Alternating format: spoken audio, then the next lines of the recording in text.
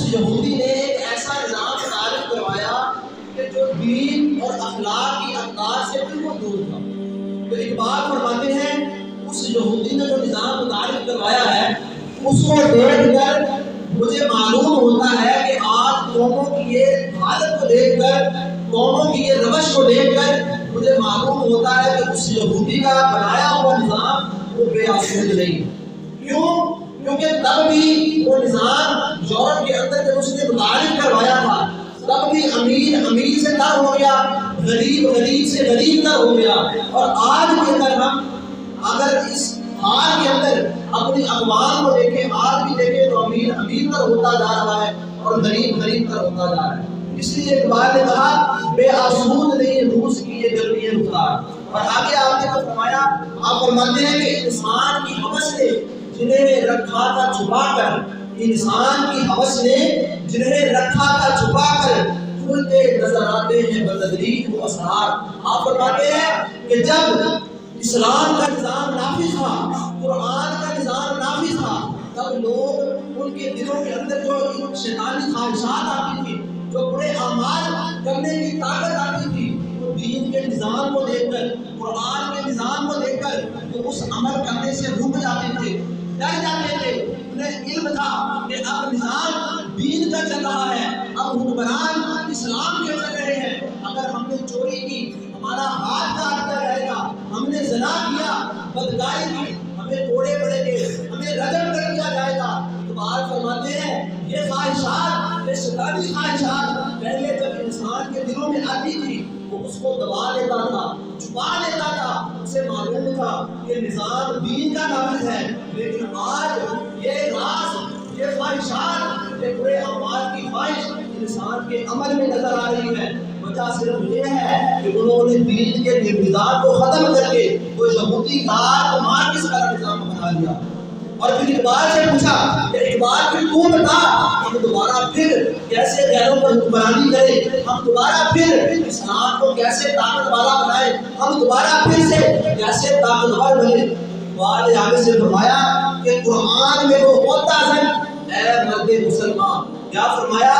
قرآن میں وہ ہوتا زن اے مرد مسلمان، اللہ کرے تجھ کو عطا جدت کردار۔ اقبال فرماتے ہیں اگر تو چاہتا ہے کہ دوبارہ سے اسلام غالب آ جائے، دوبارہ سے اسلام کی پاور سب کے اوپر غالب آ جائے، دوبارہ سے مسلمان غیر مسلمانوں پر حکمرانی کرے، دوبارہ سے ایسے حکمران آئے جو حضرت عمر بن خطاب جیسے حکمرانی کرے، دوبارہ سے ایسے حاکم آئے جو حضرت عمر بن عبد العزیز جیسی حکمرانی کرے، تو تجھے ایک کام کرنا پڑے گا۔ ہم نے پوچھا ایک بات بتا، وہ کام کیا ہے؟ آپ نے فرمایا قرآن میں وہ ہوتا ہے مرد مسلمان، تجھے قرآن کے اس سمندر کے اندر ہوتا لگانا پڑے گا، قرآن کو اپنا اوڑھنا بچھونا بنانا پڑے گا، قرآن کے اوپر عمل کرنا پڑے گا، قرآن کے احکامات پر اپنی زندگی گزارنی ہوگی۔ پھر کیا ہوگا؟ اللہ کرے تجھ کو عطا جدت کردار۔ پھر جب تو قرآن کو اپنا اوڑھنا بچھونا بنا لے گا، اللہ تجھے پھر سے غیروں پر طاقت دے دے گا، اللہ پھر سے تمہارے اسلام کو باہر دیکھے گا۔ اور اقبال نے صرف قول کے ساتھ قرآن سے محبت پیش نہیں کی بلکہ اپنے عمل کے ساتھ محبت پیش کر کے دکھائی ہے۔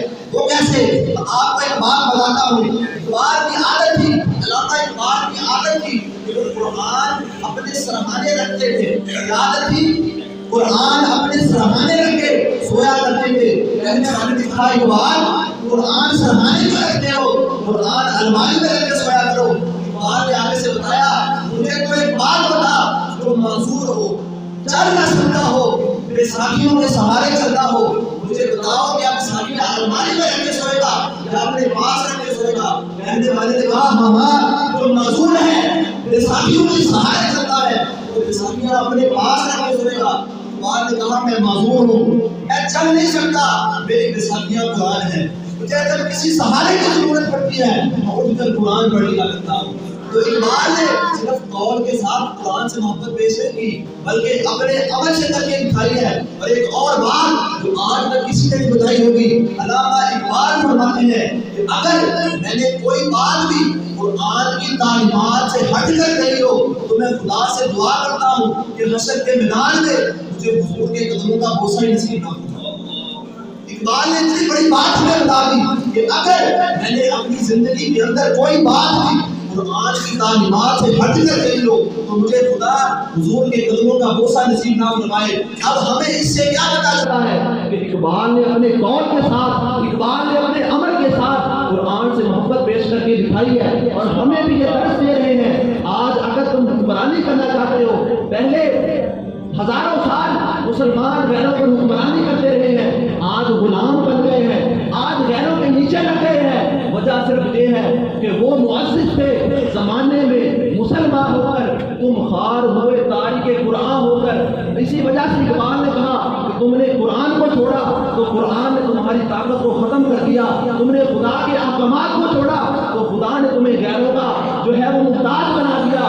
آج بھی اگر چاہتے ہو کہ پھر سے وہ حکمرانی کرو تو پھر سے قرآن میں غوطہ زن ہو جاؤ، قرآن کے احکامات پر عمل پیرا کر لو، اللہ تعالیٰ تمہیں دوبارہ سے غیروں پر حکمرانی دے دے گا۔